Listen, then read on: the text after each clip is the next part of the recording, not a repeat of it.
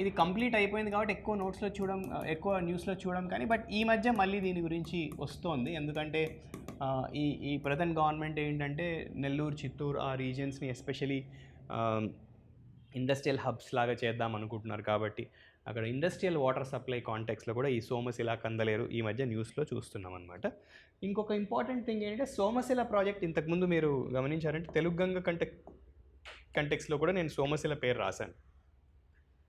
తెలుగుగంగ ప్రాజెక్ట్కి ఇది ఒక ఇంపార్టెంట్ రిజర్వాయర్ అని చెప్పొచ్చు.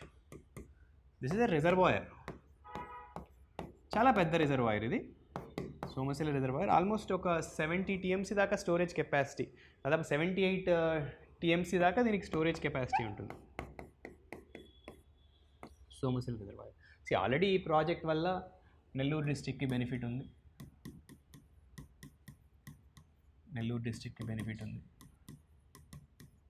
కొంతవరకు చిత్తూరు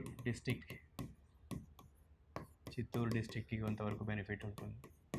కొన్ని very small parts of Kadapa డిస్ట్రిక్ట్కి కూడా దీనివల్ల బెనిఫిట్ ఉంటుంది. బట్ ప్రైమరీలీ నెల్లూరు, తిరుపతి, చిత్తూరు రీజన్స్కి దీనివల్ల బెనిఫిట్ ఉంటుంది అనమాట. ఇది మేజర్లీ స్టోరేజ్ పాయింట్. అండ్ అదే కాకుండా ఏంటంటే ఆయకట్ స్టెబిలైజేషన్కి హెల్ప్ అవుతుంది. ఆయకట్ స్టెబిలైజేషన్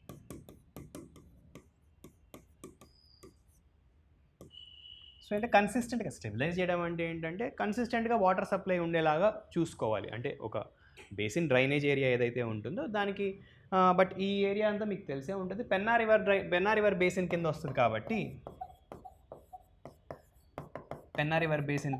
కాబట్టి కృష్ణా నుంచి వచ్చే వాటర్, అడిషనల్ వాటర్ ఏవైతే ఉన్నాయో పెన్నా రివర్ బేసిన్ని కూడా ఎప్పుడు దాని హైడ్రలాజికల్ క్వాలిటీ దెబ్బతినకుండా చూసుకుంటుంది. అండ్ కంటిన్యూస్గా కన్సిస్టెంట్గా వాటర్ సప్లై ఉంటుంది కాబట్టి ఆయకట్ స్టెబిలైజేషన్ కూడా అవుతుంది అనమాట. సో ఇది బెనిఫిట్ అనమాట. సో ఇరిగేషన్కి కూడా ఈ వాటర్ని వాడుతున్నారు. ఇరిగేషన్కి కూడా ఇంపార్టెన్స్ ఉంది. అది ఆల్రెడీ సెట్. ఈ నెల్లూరు ఆత్మకూరు బెల్ట్ ఏదైతే ఉందో ఆ నెల్లూరు ఆత్మకూరు బెల్ట్ అన్నిటికి కూడా దీని నుంచి మనకు they are getting benefited because of this Somasila project.